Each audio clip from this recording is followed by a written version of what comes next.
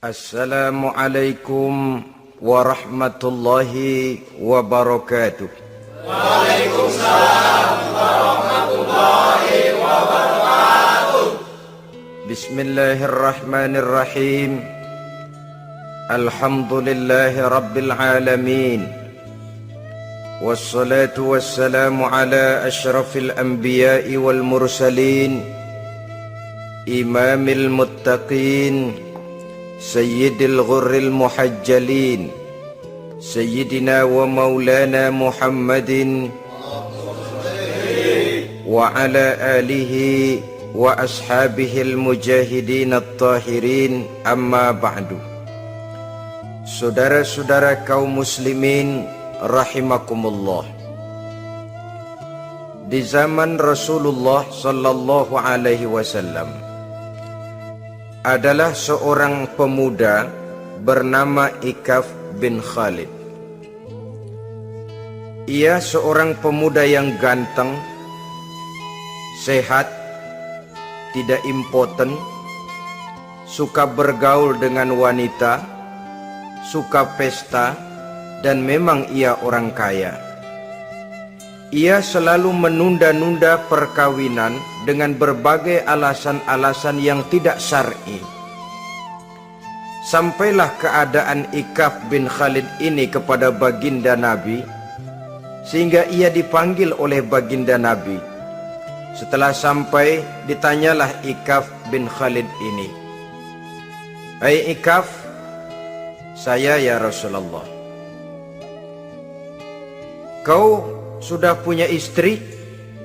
"Belum ya Rasulullah." "Juga tidak punya budak sahaya?" "Tidak ya Rasulullah." "Dan badanmu sehat?" "Sehat ya Rasulullah." "Kalau demikian," kata Rasul, "kau ini teman setan. Ada dua pilihan Ikaf. Engkau menjadi Nasrani dalam arti meninggalkan hidup perkawinan, atau kalau kau mau ikut golongan kami, kau harus mengikuti tata cara kehidupan kami. Dan salah satu tata cara kehidupan kami ialah melaksanakan perkawinan." Yang kemudian Ikaf bin Khalid ini oleh baginda Rasul dicarikan seorang gadis bernama Karimah binti Kulsum al-Humairi, dan kawinlah Ikaf bin Khalid ini. Dari riwayat singkat ini, saudara-saudara, Rasulullah sallallahu alaihi wasallam melihat bahwa kehidupan Ikaf bin Khalid ini adalah kehidupan yang lazimnya barangkali di zaman sekarang dinamakan kehidupan dari orang-orang yang gemar melakukan free sex, alias samenleven, alias hidup bersama tanpa melakukan pernikahan. Ia sehat, ia kaya, dan ia suka bergaul dengan wanita, sehingga gaya hidup yang sedemikian ini dikecam oleh Rasulullah sallallahu alaihi wasallam. Dua pilihan ditawarkan: menjadi pendeta Nasrani yang bebas dari ikatan perkawinan, atau kalau mau menjadi muslim, ikutlah cara hidup kami, kata Rasul. Dan di antara cara hidup kami adalah melakukan apa yang dinamakan dengan perkawinan.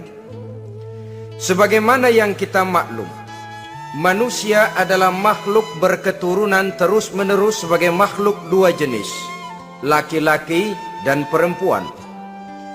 Keduanya jelas saling memerlukan, saling membutuhkan.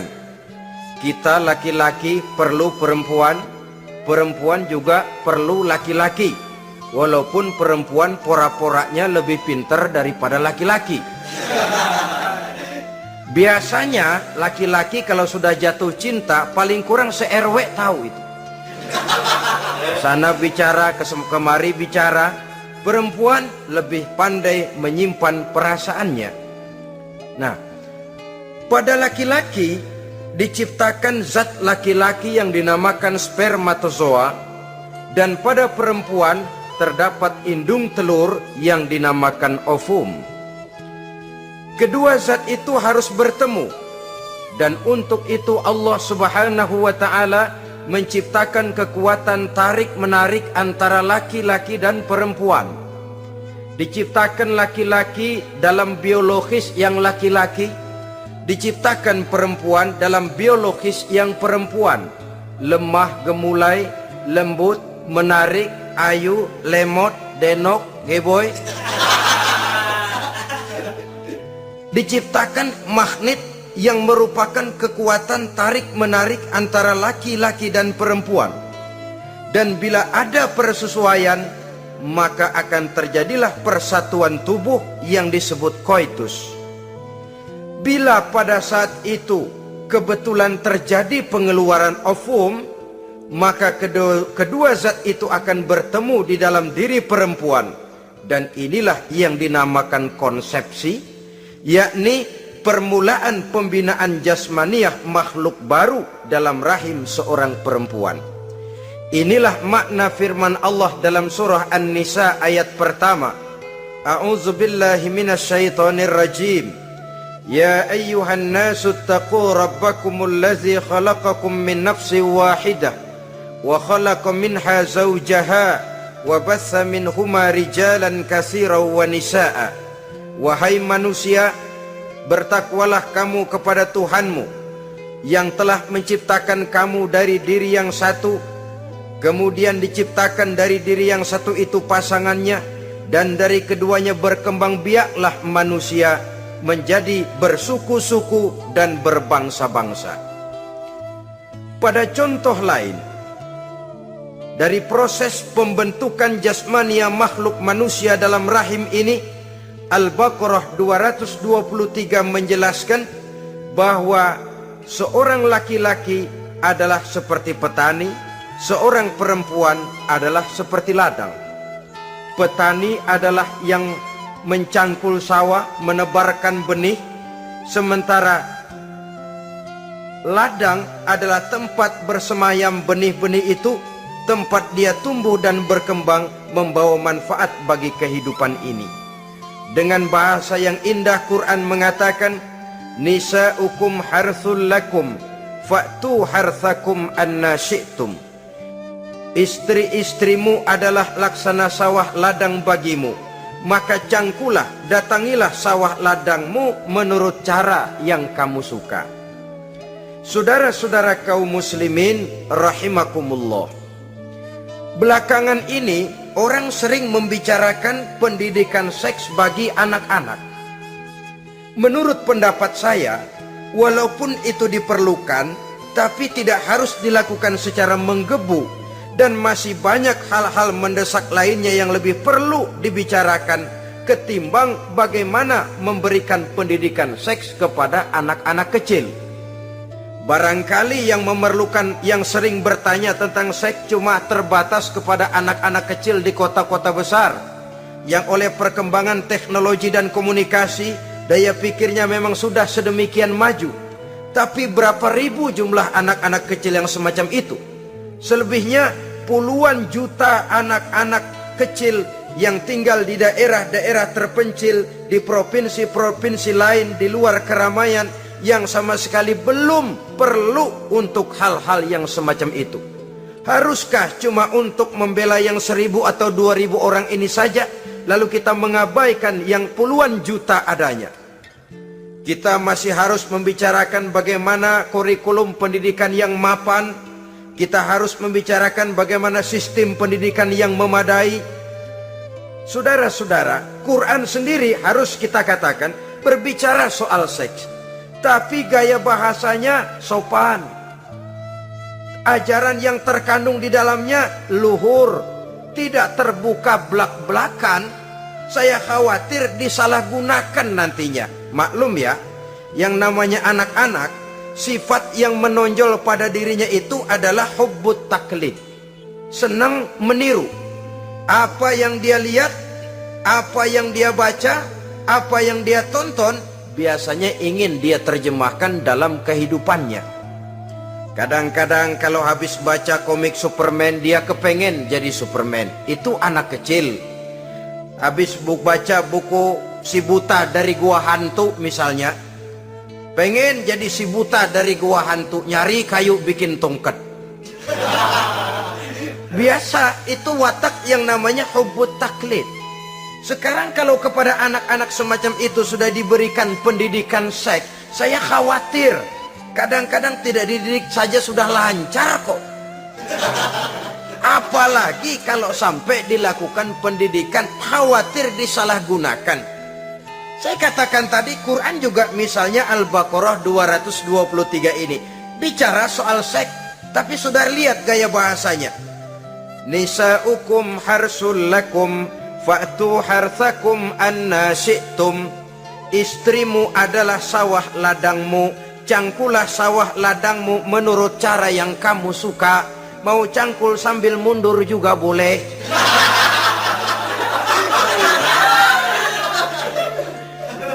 Teknik mencangkul terserah kita, asal yang dicangkul sawah ladang sendiri. Jangan sawah ladang orang lain dipaculin, marah yang punya. Kita lihat di sini betapa dalam gaya bahasa yang sopan Al-Quran berbicara soal ini.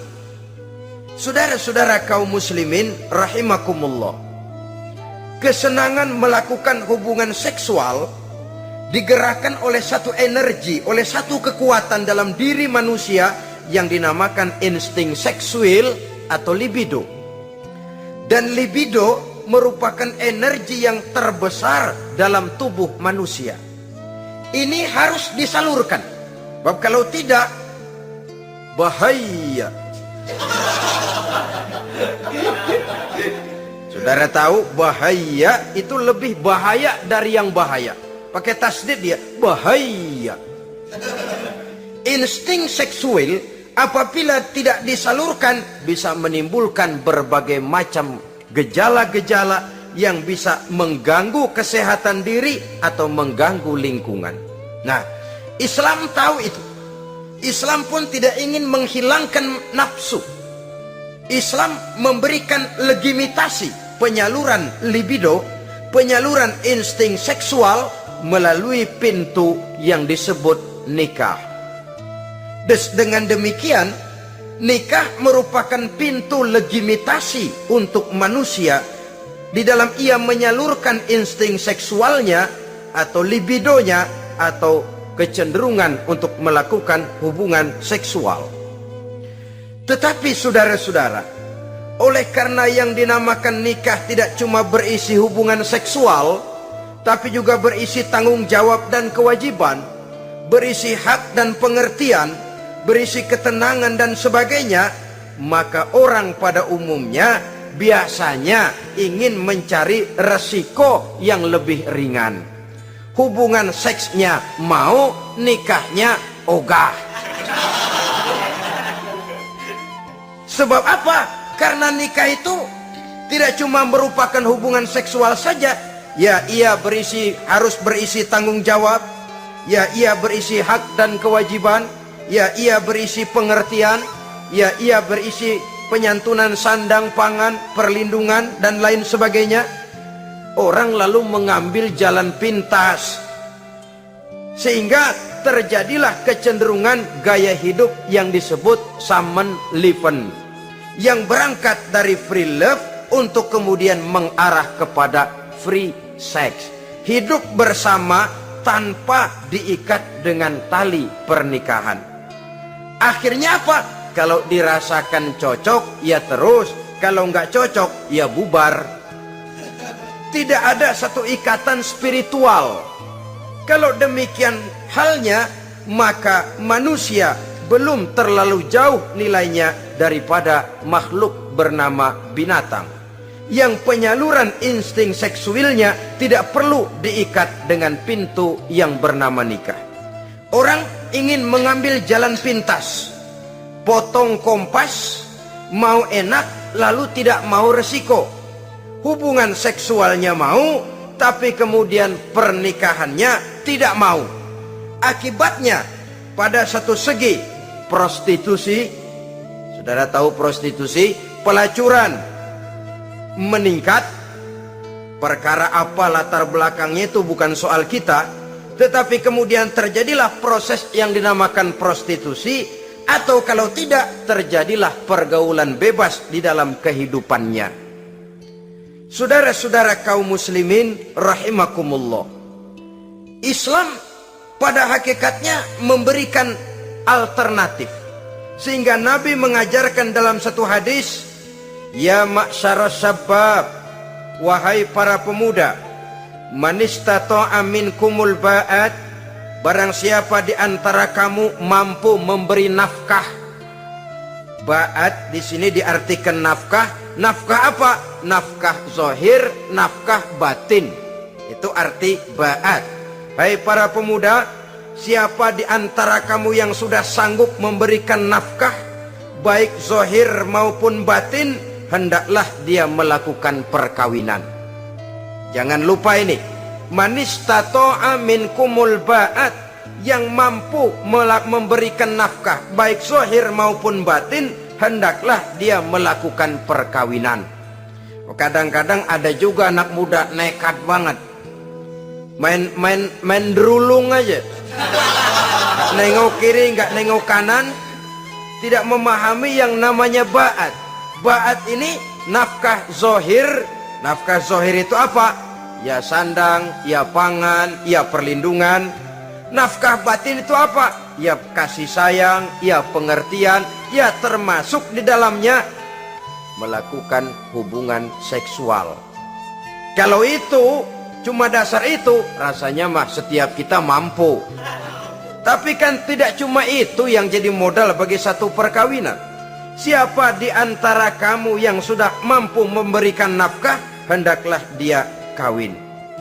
Fa illam yastati', tetapi apabila dia tidak mampu memberikan nafkah itu, fa alaihi bisyam, hendaklah dia melakukan puasa.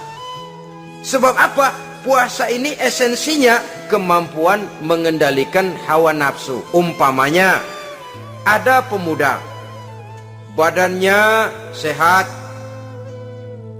tidak sakit, tetapi dia belum mampu untuk memberikan nafkah.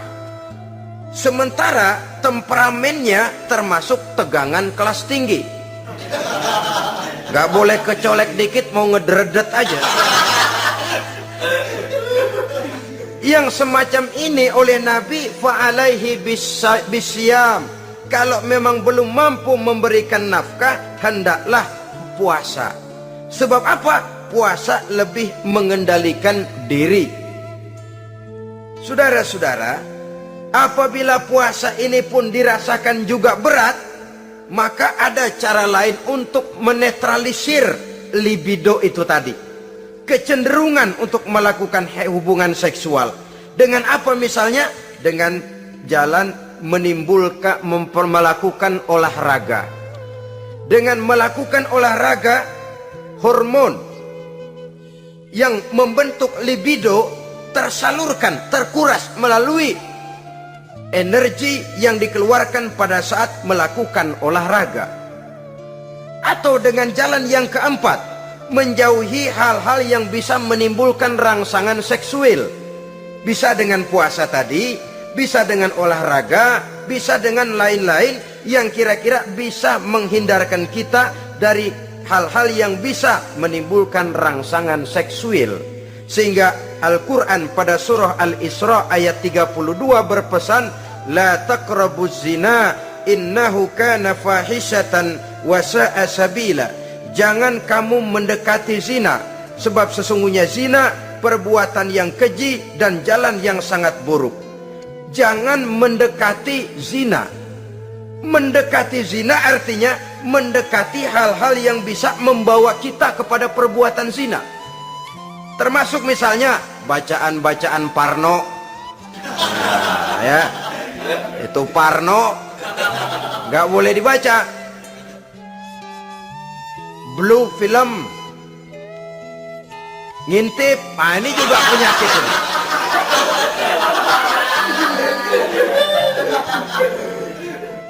Itu termasuk dalam larangan la taqrabu zina. Jangan kamu mendekati hal-hal yang bisa menyebabkan kamu jatuh kepada zina.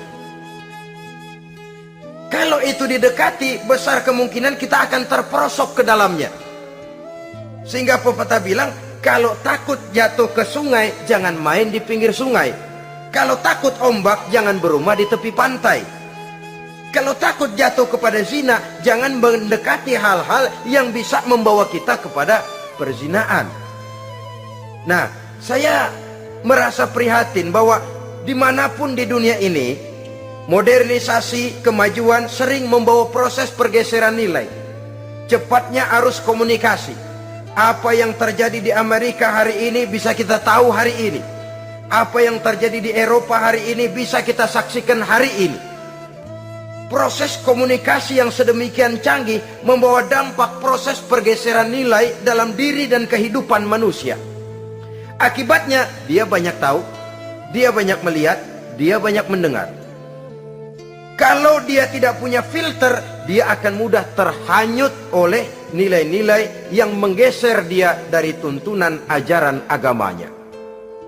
Maka dengan demikian saudara-saudara, Islam memberikan legitimasi terhadap penyaluran insting seksual melalui pintu yang disebut nikah. Dan Islam mencela apa yang disebut samenleven, free love atau free sex alias hidup bersama tanpa melakukan pernikahan. Apa yang akan terjadi dalam kehidupan ini apabila manusia bergaul sebebas-bebasnya tanpa terikat lagi oleh norma dan kaedah kehidupan beragama? Sudah cukup banyak korban bergelimpangan dari arus yang namanya pergaulan bebas dengan dalih new morality, kebudayaan moral baru yang terlepas dari bimbingan kehidupan beragama. Saudara-saudara kaum muslimin rahimakumullah, dulu zaman kakek kita itu kalau pacaran, saudara-saudara, biasanya yang laki di luar, yang perempuan di dalam. Paling-paling pagar dibolongin. Ya, orang dulu itu kan rumahnya pakai pagar toh. Kalau sudah pagar itu bolong, si yang laki masukkan jarinya ke pagar. Nanti dipegang jari itu oleh tangan si perempuan dari dalam. Cuma beradu tangan doang. Endahnya bukan main udah.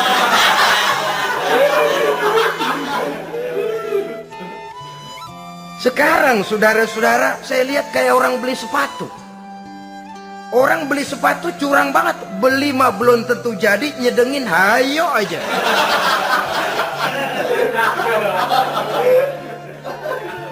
Iyalah, kalau sepatu barangkali disedengin sih nggak ada bekasnya. Kalau anak orang disedengin, Allahu Akbar. Ya sedang sih sedang.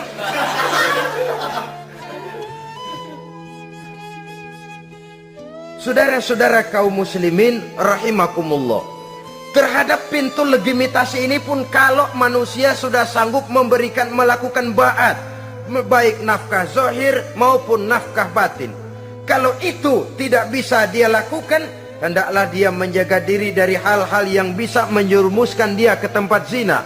Bisa dengan puasa, bisa dengan memperbanyak olahraga, bisa dengan menggiatkan belajar, study club, diskusi. Ada pepatah mengatakan 3 hal yang bisa membawa kerusakan. 3 kosong nih. Kosong iman, kosong kantong, kosong perut. 3 kosong ini yang sering membawa kerusakan dalam diri manusia. Pertama, kosong iman. Yang kedua, kosong kantong. Yang ketiga, kosong perut. Ketiga kosong ini kalau sampai kumpul pada diri kita 3-0, berapa yang ngubernya? Sering kalah kita. Kosong iman, kosong kantong, kosong perut. Maka motif dari berbagai macam kejahatan umumnya karena 3 kosong ini. Orang bisa jatuh ke tempat zina, bisa jatuh kepada korupsi, bisa jatuh kepada perampokan, pencurian, dan berbagai macam perbuatan negatif. Pertama, kosong iman. Kalau sudah kosong iman, ini kosong yang paling berbahaya. Dia tidak ada lagi yang ditakutin. Polisi, ya apa selamanya polisi mau nongkrongin dia. Kalau sudah kosong iman, ini sudah tidak ada lagi norma yang diindahkannya. Yang kedua, kosong kantong. Orang kalau kosong kantong mudah gelap mata.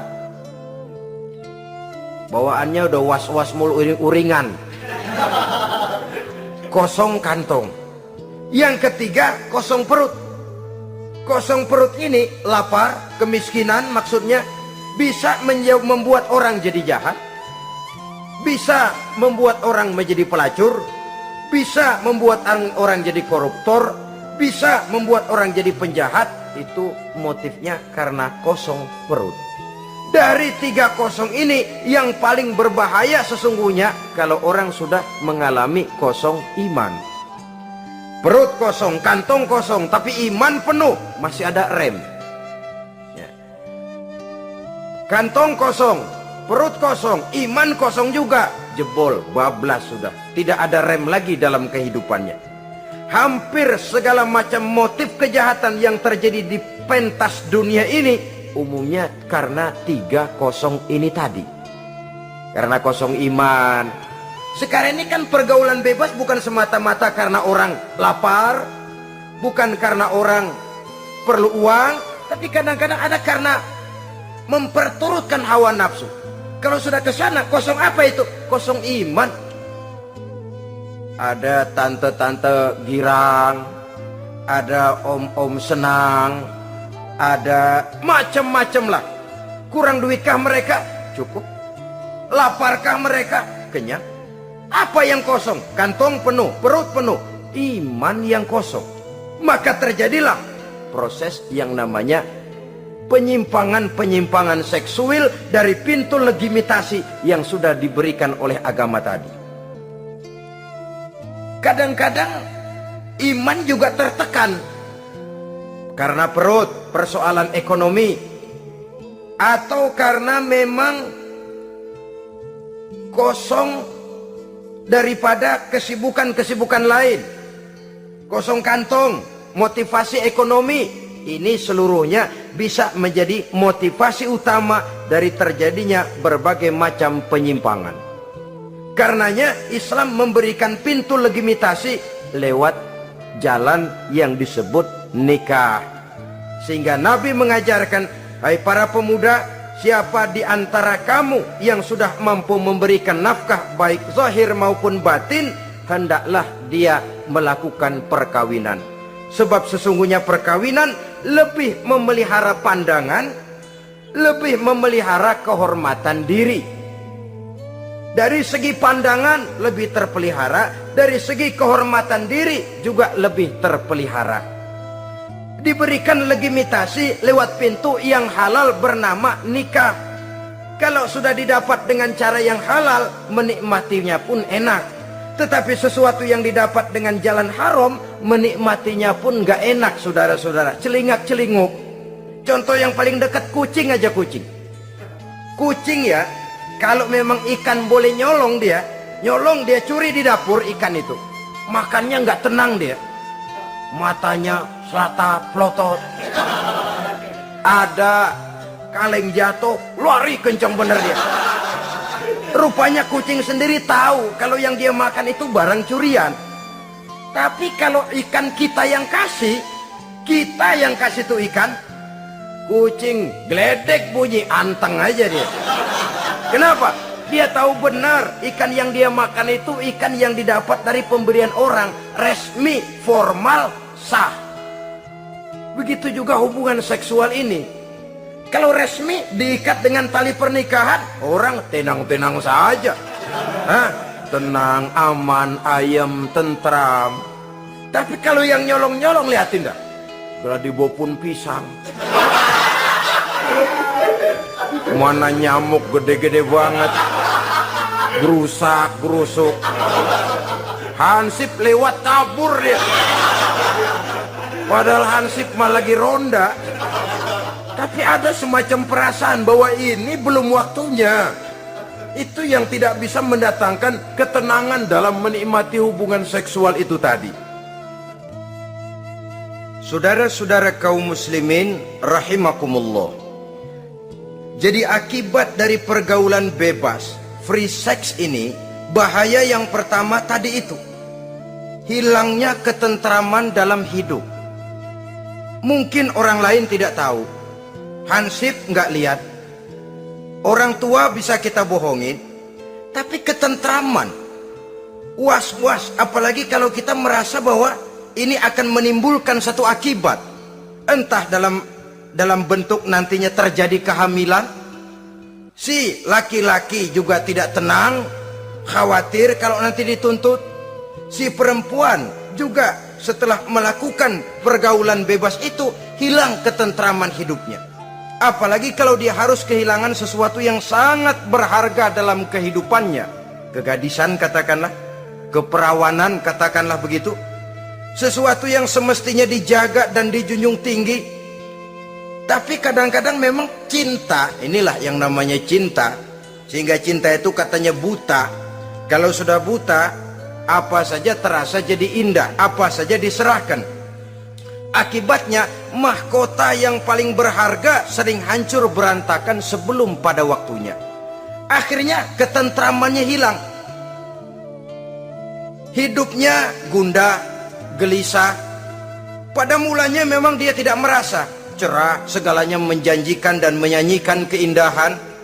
Tapi setelah proses pergaulan itu terjadi, dia kehilangan kegadisannya. Si pemuda resah, si gadis pun gelisah.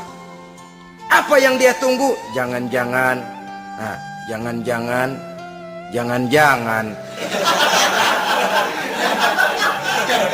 Ini biasanya tanggal segini sudah keluar, ini kok belum. Waduh, jangan-jangan. Makin merana lah dia. Tidak ada lagi ketentraman dalam hidupnya. Akibatnya kegelisahan itu lalu tumbuh dalam hidupnya. Kerjanya tiap hari hanya termanggu-manggu, menunggu dan menunggu dari waktu ke waktu. Tapi yang ditunggu tak mau tahu. Akan bicara lidahnya terasa keluh, sedang waktu terus berlalu. Hatinya terasa pilu, bagai diiris dengan sembilu. Mau keluar rasanya malu. Salah elu.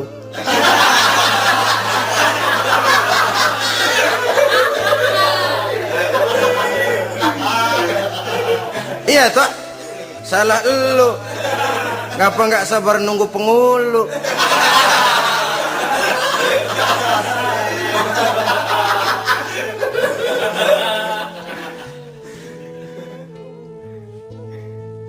Bacalah surat-surat kabar berapa banyak sudah gadis-gadis bergelimpangan jadi korban. Berapa banyak sudah bayi-bayi yang lahir ke dunia ini tanpa tahu kemana dia harus memanggil bapak. Apakah deretan jumlah korban ini masih harus terus bertambah dan bertambah? Dengan dalih modernisasi, dengan dalih kemajuan zaman, dengan dalih kebebasan pergaulan, dengan dalih emansipasi. Lalu menginjak moral yang seharusnya kita junjung tinggi-tinggi. Sampai kemudian merendahkan harga diri kita sebagai manusia. Hilangnya ketentraman dalam hidup. Bahaya yang kedua dari pergaulan bebas ini, berjangkitnya penyakit kelamin. Penyakit yang saudara-saudara tentu tahu, tidak tanggung-tanggung. Raja namanya. Raja singa. Barangkali sekarang sudah ada suntikan penisilin, boleh jadi. Barangkali sudah ada pil KB yang bisa mengatur saat-saat orang melakukan, saat orang bisa menstruasi, boleh jadi.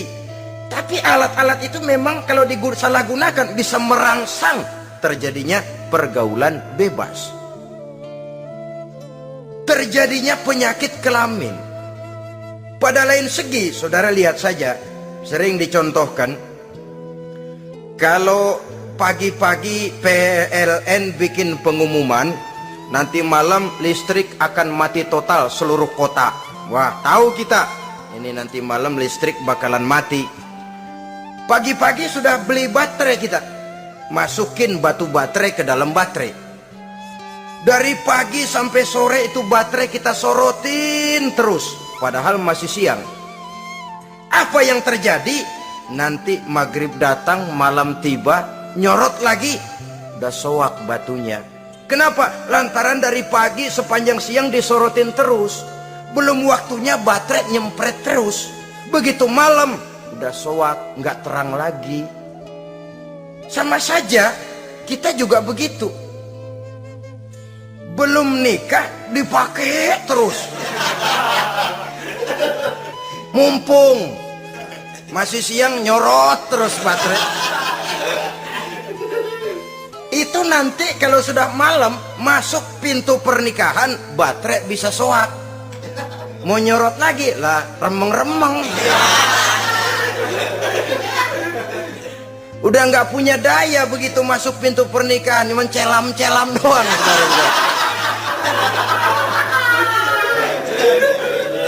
Kata orang-orang bisa assalamualaikum doang, nggak masuk, keluar lagi udah. Permisi doang.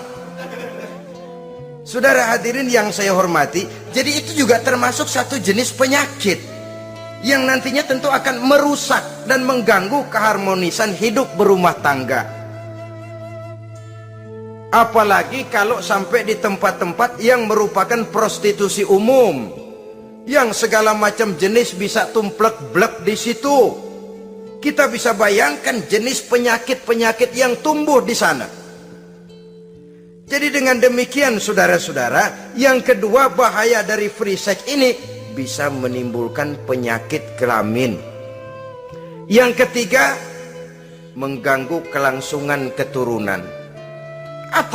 Apalah dosanya anak-anak kita kalau mereka harus terlahir dengan membawa penyakit yang diwariskan oleh orang tuanya? Sudah kita ini bersalah, kesalahan itu terus diteruskan oleh anak kita juga. Alangkah kejamnya kelangsungan daripada keturunan. Sehingga dengan demikian saudara-saudara, kalau Islam memberikan pintu legitimasi lewat aturan yang disebut pernikahan atau perkawinan, maka itu memang untuk kepentingan dari kemanfaatan manusia itu sendiri. Penyakit yang keempat dari bahaya free sex ini, kita tahu bahwa seks memperturutkan nafsu seks itu sama dengan bayi. Bayi kalau nggak disapi, saudara-saudara, disapih ya, diberhentiin nyusu, itu sampai SMP SMA juga ngempeng terus dia. Kadang-kadang seorang ibu kan berat, aduh anak saya mau disapih, kasihan. Terus jangan disapi, sampai SMA masih ngempeng dia. Nafsu begitu, kalau diperturutkan, tidak diblokir, ya terus dan terus. Umumnya nggak ada orang yang nggak ketagihan kalau sudah melakukan hubungan seksual. Sehingga ada orang terlambat nikah, ketika ditanya bagaimana kamu nikah, nyesel kenapa? Kalau tahu enak dari dulu aja.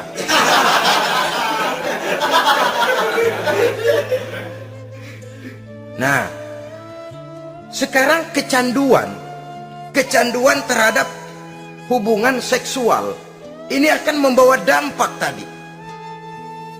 Pertama, dia lari ke tempat prostitusi kalau ada uang. Andai kata pun dia kaya, ini jelas mengganggu ekonomi rumah tangganya, setidaknya ekonomi keluarganya.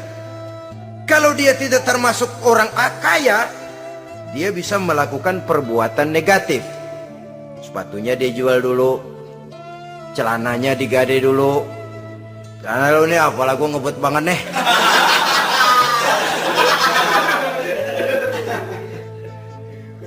Itu sudah mengarah kepada ekonomi. Belum lagi penyakit yang kelima, bahwa free sex ini bisa membawa kehancuran karier. Saudara lihat ya, walaupun tidak karena free sex sepenuhnya, tapi pengaruhnya. Konon Julius Caesar yang begitu gagah perkasa takluk dan bertekuk lutut di bawah kaki Cleopatra. Konon Napoleon Bonaparte, singa daratan Eropa, luas kekuasaannya, besar tentaranya, dia tunduk di bawah kaki Margaret Josephine. Bahkan konon Adolf Hitler yang begitu luar biasa cuma tunduk kepada Eva Braun. Baiklah, itu sejarah masa lalu. Yang sekarang yang kita alami, saudara, betapa seorang senator seperti Gary Hart, calon presiden unggulan di Amerika, brilian, jenius, cerdas, diunggulkan, masih muda. Betapa calon presiden ini harus mundur dan hancur karier politiknya cuma karena skandalnya dengan seorang hostess bernama Donna Rice. Ini di Amerika loh, di satu negara yang konon katanya menganut liberalisme, tapi begitu tingginya dijunjung nilai-nilai moral. Kalau dia terlibat begitu, bagaimana kalau dia jadi presiden nanti? Bahkan paling belakang, saudara-saudara, John Tower yang oleh Presiden Bush dicalonkan menjadi Menteri Pertahanan terpaksa ditolak oleh Senat oleh karena skandalnya, ya dengan minuman keras, ya dengan wanita. Saya katakan lagi, ini di negara yang kita katakan, kita tuding sebagai negara liberal, di negara yang menganut mudah-mudinya pergaulan bebas, entah nilai moral dituntut sedemikian luhur sehingga seorang bisa mengundurkan diri dari calon presiden karena terlibat skandal. Di Inggris pernah juga kejadian, di Italia pernah juga kejadian, seorang perdana menteri terlibat skandal dengan seorang pramugari pesawat udara, sampai kemudian dia dan seluruh kabinetnya membubarkan diri. Kehancuran karier. Karena bagaimanapun lemahnya wanita, perempuan sekalipun lemah, saudara-saudara, lelaki yang bagaimana gedenya juga dia telan. Itu namanya perempuan, saudara-saudara. Seseorang bisa bangkit ke panggung sejarah memegang peranan. Dari yang tidak pernah diperhitungkan bisa menjadi kekuatan yang diperhitungkan pun karena perempuan. Tapi seorang pun bisa ambles di telan perut sejarah juga karena perempuan. Kehancuran karier. Sebab pangkat yang tinggi, badan yang sehat bukan merupakan jaminan bahwa seseorang akan mampu menghadapi bujuk rayu dari seorang perempuan. Saudara-saudara kaum muslimin rahimakumullah. Oleh karena itu, mari sayangi diri, sayangi karier, sayangi ekonomi rumah tangga. Bertahun kita pergi pagi pulang sore, peras keringat cari nafkah, menghidupi anak dan istri. Haruskah dia jadi hancur cuma oleh karena kecanduan kepada pelacur misalnya? Memang yang namanya pelacur tentu saja memikat, mempedaya, mempesona. Saudara-saudara kaum muslimin rahimakumullah. Karena apa? Karena yang dicari uang, mereka toh dagang. Taktik orang dagang tentu harus mampu memikat pembeli. Jangan lalu merasa senang, waduh nih malam mujur banget nih, dapat yang banyak banget sama gue. Waduh ramah lagi orangnya, udah endah aja udah. Ya wajar saja namanya orang dagang. Sehingga orang-orang tua dulu punya pepatah, kalau Anda termasuk orang yang jarang senyum, jangan jadi pedagang. Pedagang wanyun mulu, siapa yang betah beli? Itu kan termasuk psychology of salesman. Memang caranya orang dagang yang mesti begitu. Dia membujuk, dia merayu, dia mempedaya, dia mempesona. Jatuh kita ke kerayuannya, sulit untuk bangkit kembali. Karena itu jangan dibiasakan. Yang sudah terlanjur tidak ada terlambat untuk menarik diri. Adalah lebih baik kita gila dulu baru benar daripada benar dulu baru jadi orang gila.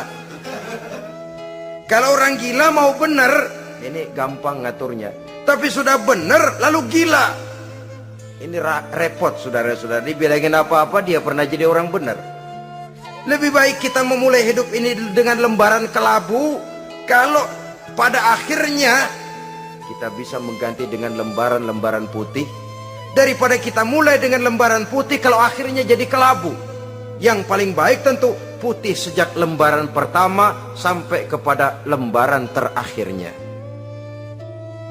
Saudara-saudara kaum muslimin rahimakumullah.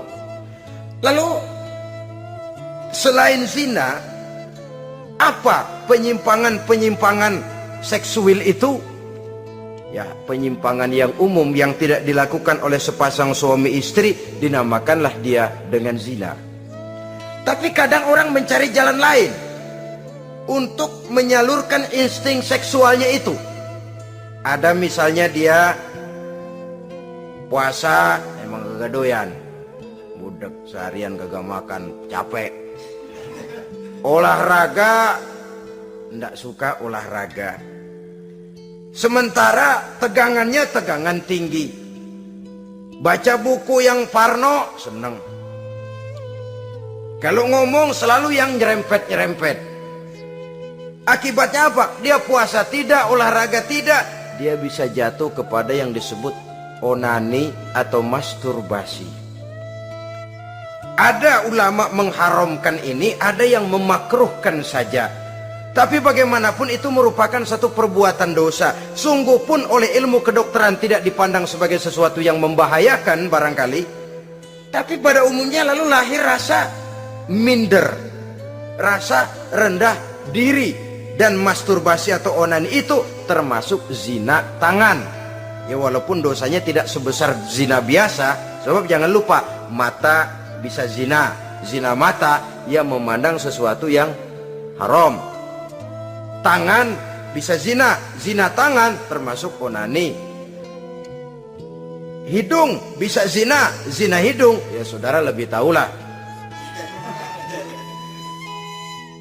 Ini termasuk jenis penyimpangan. Atau kemudian ada lagi jenis lain.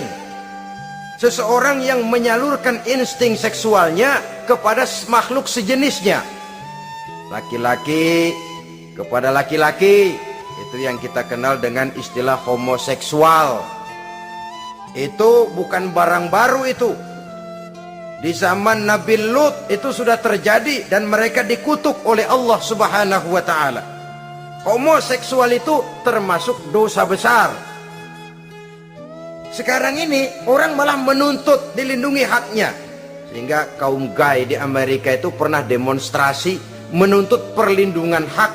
Bahkan mereka sudah tidak perlu sembunyi-sembunyi lagi, bahkan ada yang hidup berumah tangga. Ini ya terlepas dari penyakit kejiwaan yang memang harus disembuhkan dan perlu pengobatan khusus. Tapi homoseksual dilihat dari segi agama merupakan satu perbuatan yang berdosa dan dosanya besar. Atau perempuan dengan perempuan, itu yang kita kenal dengan istilah lesbian. Kadang-kadang karena patah hati ngelihat laki bawaannya udah gedek aja udah. Tadinya kebangatan digombalin, kebangatan percaya penuh. Habis tuh rayuan 17 lapangan keluar semua.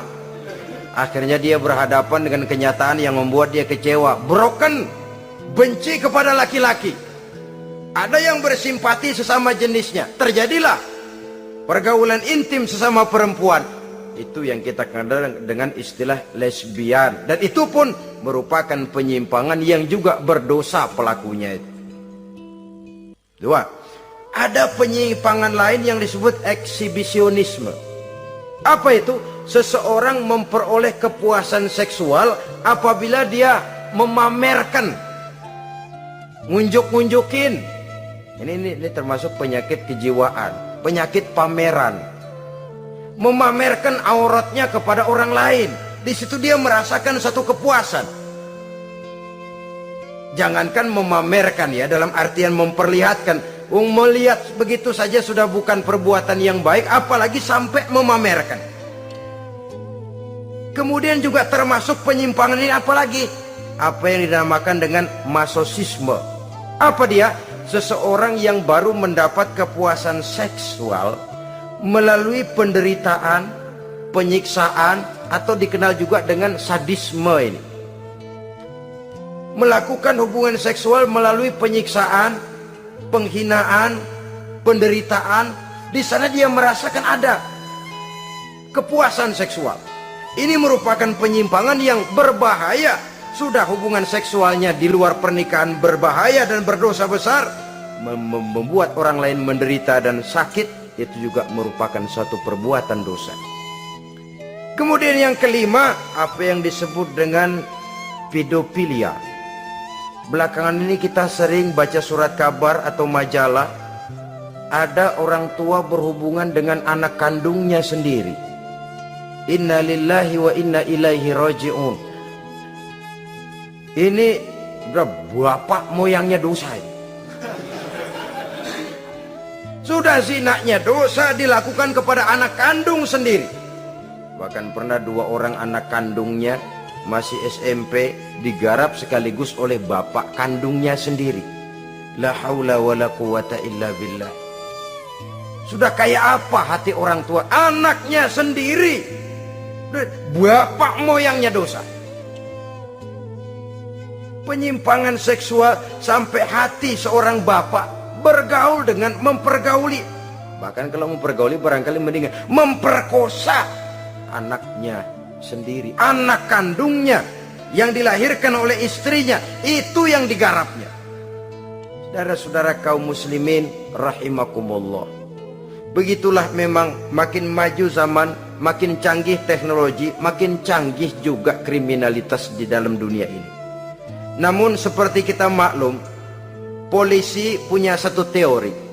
Kejahatan bisa terjadi karena 2 faktor yang dinamakan faktor N dan K. Niat dan kesempatan. Niat ada, kesempatan tidak ada, sulit untuk berbuat jahat. Kesempatan ada, niat tidak ada, tidak jadi orang berbuat jahat.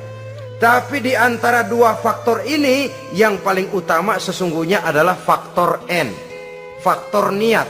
Kalau niat sudah kuat, kesempatan bisa diciptakan, waktu bisa ditunggu, momen bisa dinantikan.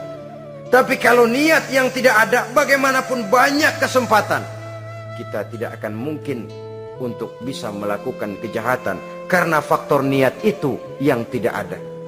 Oleh karena itu agama mengajarkan, ala inna fil jasadi mudghah, iza salahat salahal jasadu kulluh, wa iza fasadat fasadal jasadu kulluh, ala wahiyal qalbu. Ketahuilah bahwa dalam tubuh manusia ada segumpal daging. Jikalau daging itu baik, seluruh tubuh akan menjadi baik. Jikalau daging itu rusak, seluruh tubuh akan menjadi rusak. Ala wahiyal qalbu, ketahuilah bahwa daging itu tidak lain adalah hati. Jadi kalau tubuh manusia ibarat satu kerajaan besar, yang menjadi raja adalah hati. Seluruh anggota badan yang lain merupakan prajurit yang hanya tunduk kepada komando sang hati. Bila hati baik, seluruh anggota tubuh dan panca indera akan menjadi baik. Tapi bila hati rusak, maka seluruh anggota tubuh akan melakukan kerusakan. Tangan akan melakukan kerusakan, kaki akan berjalan ke tempat yang rusak, lidah akan membicarakan yang rusak, mata akan memandang yang rusak, telinga akan mendengar yang rusak, dan selanjutnya, karena hati memang sudah kotor. Maka bicara soal hati artinya bicara soal niat. Bicara soal niat kaitannya erat dengan faktor keimanan. Oleh karena itu, di tengah kemajuan zaman, kesempatan bisa diciptakan. Yang jadi kendali dan kendala utama daripada kita terjerumus melakukan kejahatan, tidak lain adalah faktor iman adanya. Di kota-kota besar sekarang ini, apa yang tidak tersedia? Sejak dari minuman keras sampai kepada perjudian, sampai kepada pelacuran, baik yang berterang-terangan maupun pelacuran-pelacuran yang terselubung dan terhormat. Sejak dari kelas koran sampai kelas hotel bintang 5, sejak dari kelas di pinggir lapangan sampai kelas di motel-motel mewah dan mahal, sejak dari kelas murahan sampai kelas super VIP dan lain sebagainya. Ini seluruhnya merupakan fasilitas kehidupan yang kita harus pandai memilah dan memilih dan punya filter dalam kehidupan. Allah Subhanahu wa taala memberikan pilihan. Alam naj'al lahu 'ainaini wa lisanan wa syafatain wa hadainahu najdain. Bukankah kami ciptakan bagi manusia itu dua mata, satu lidah, dua bibir. Wa hadainahu najdain, dan kami berikan mereka petunjuk dengan dua jalan. Manusia, ini jalan kanan, ini jalan kiri. Jalan kanan kau tempuh akan sampai ke surga. Jalan kiri kau tempuh akan sampai ke neraka. Sementara jalan ke kanan memang menanjak, banyak onak dan duri. Sementara jalan ke kiri memang kelihatannya menurun, bertabur bunga di kanan kirinya, harum dan mewangi. Falak tahamal aqabah. Kenapa kamu tidak mau menempuh jalan yang menanjak? Ini kecenderungan manusia. Ngapain nanjak, capek. Ini aja yang turun nih nggak pakai bertenaga. Ngapain kawin, repot lah pakai nyari nafkah, pakai kerja, ntar punya anak ribet lah, sama juga. Mendingan kesono aja, no 2000 bersih udah.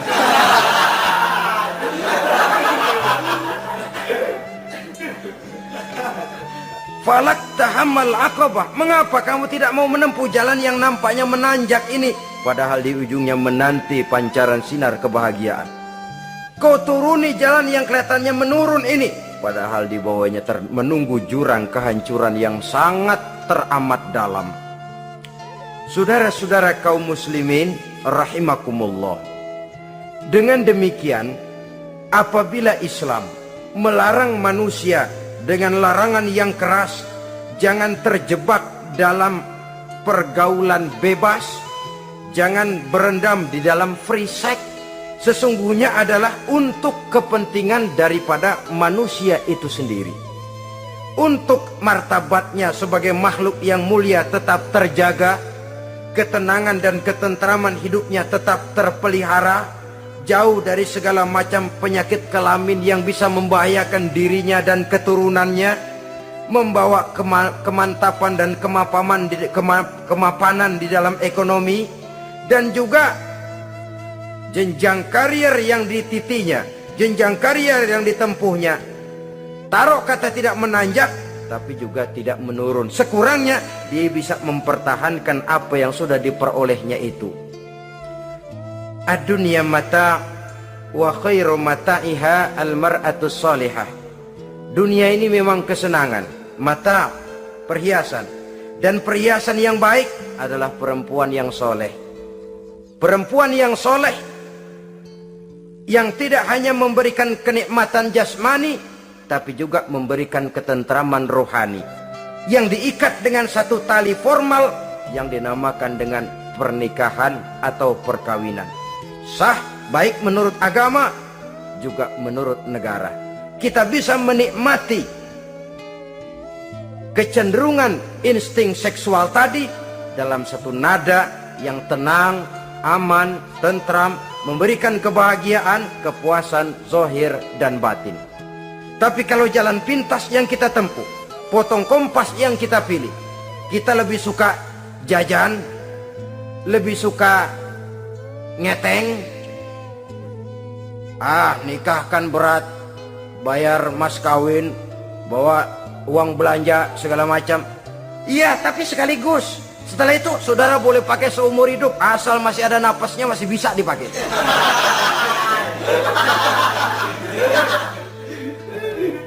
Tapi apabila potong kompas tadi, jajan yang kita tempuh kelihatannya memang ringan, 2000, ya mendingan dikit 5-10 ribu. Atau kalau sudah kelas VIP bisa ratusan bahkan jutaan, sekali, 2 kali, 3 kali. Kalau dihitung-hitung bangkrut nggak karu-karuan kita. Maka agama ini diturunkan untuk kepentingan manusia guna membawa kebahagiaan hidup sejak dari dunia sampai ke akhirat. Kepada adik-adik remaja, para pemuda, jika sudah mampu memberikan nafkah, laksanakanlah pernikahan atau perkawinan. Jika belum mampu, maka jauhilah hal-hal yang dapat menimbulkan rangsangan seksual. Boleh dengan jalan berpuasa, memperbanyak olahraga, menggiatkan studi klub, diskusi dan sebagainya, sehingga kita selamat dari arus pergaulan bebas yang akan merendahkan martabat kita sebagai manusia. Inilah yang kita bicarakan pada pertemuan kali ini. Terima kasih atas segala perhatian, mohon maaf atas segala kekurangan. Usikum wa nafsi bitaqwallah.